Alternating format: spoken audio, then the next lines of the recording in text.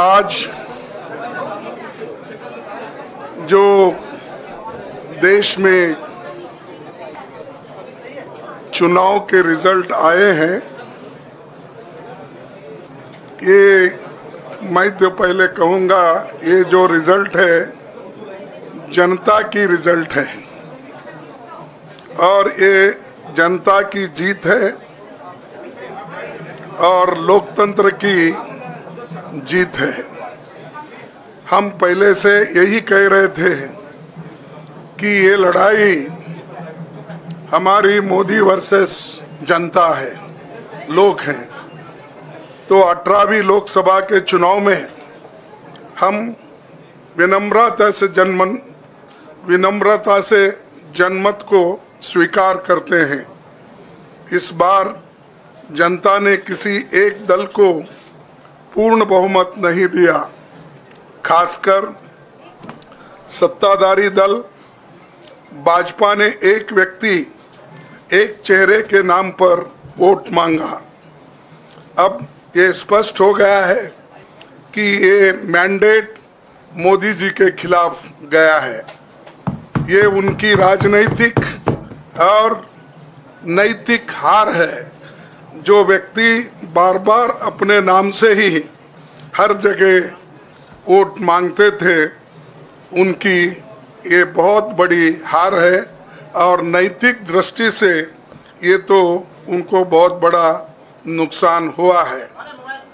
आप जानते हैं कि कांग्रेस पार्टी और हमारे इंडिया गठबंधन से बहुत प्रतिकूल माहौल में चुनाव लड़ा। सरकारी मशीनरी ने कदम कदम पर अवरोध डाला। बैंक खाते सीज करने से लेकर तमाम नेताओं के खिलाफ अभियान चलाया।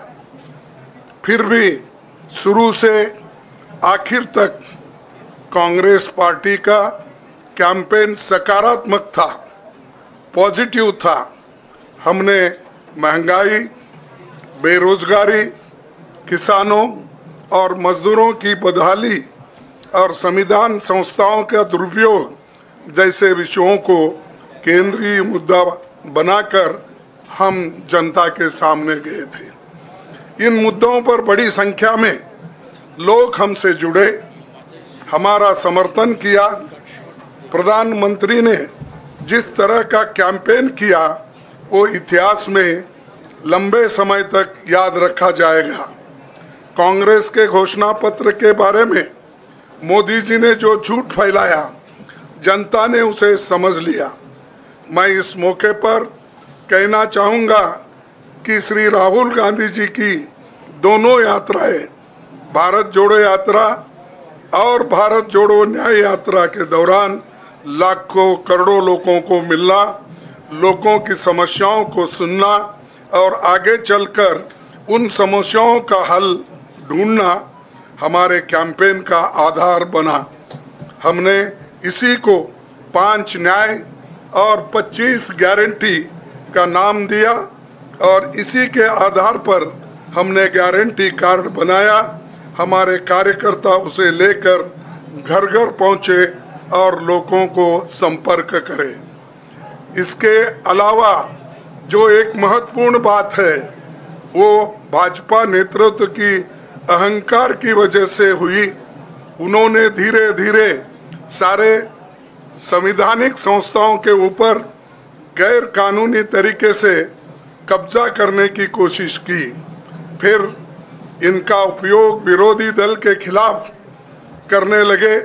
जो दब गया उसे दबा के अपने तरफ लिया, जो नहीं दबे उसकी पार्टी को तोड़ दिया, नहीं तो फिर जेल में डाल दिया। लोगों को ये विश्वास हो गया था कि मोदी जी को एक मौका और मिला तो अगला हमला संविधान पर सीधा होगा और लोकतंत्र पर होगा। इसीलिए लोगों को इसके प्रमाण नए संसद सत्र के साथ ही दिखेंगे। खुशी इस बात की है कि भाजपा इस षड्यंत्र में अब सफल नहीं हो पाएगी।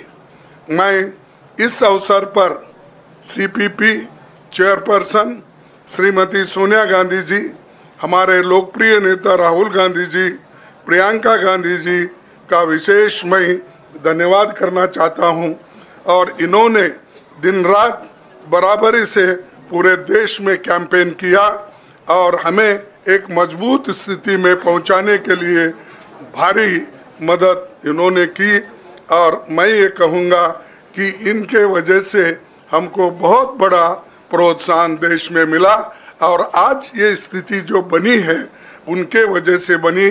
और हमारे करोड़ों कार्यकर्ता जो है देश में, उन्होंने भी हमारा साथ दिया, इसीलिए मैं बहुत बहुत उनको धन्यवाद देता हूं। आखिर मैं इंडिया गठबंधन के अपने सभी साथियों और शुभचिंतकों का धन्यवाद करता हूं। सभी एक साथ मिलकर एक स्वर में रहे, सभी ने मिलकर प्रचार किया और एक दूसरे की मदद की। हमारे हजारों लाखों कार्यकर्ताओं ने अच्छे तालमेल के साथ काम किया। आप सभी का धन्यवाद। अभी हमारी लड़ाई अंजाम तक नहीं पहुंची है। हम सबको आने वाले दिनों में इसी तरह लोगों के अधिकारों के लिए, संविधान की रक्षा के लिए, लोकतंत्र के बचाव के लिए, देश की तरक्की के लिए, सीमाओं पर सुरक्षा के लिए लड़ते रहना चाहेंगे। हमें सुनिश्चित करना होगा कि संसद सुचारू रूप से चले, विपक्ष के मुद्दों को प्राथमिकता मिले, संसद में उन पर बहस हो। आने वाले दिन महत्वपूर्ण होंगे। हम आपसे बात करेंगे जब कभी भी मौका मिले। आप सभी को मेरा धन्यवाद और आपका साथ भी हमको रहा और हमने चुनाव में भी जहाँ हमको जितना हो सकता है वो साथ आपने दिया, इसलिए आप सभी को भी मैं धन्यवाद करता हूँ और सभी को नमस्कार।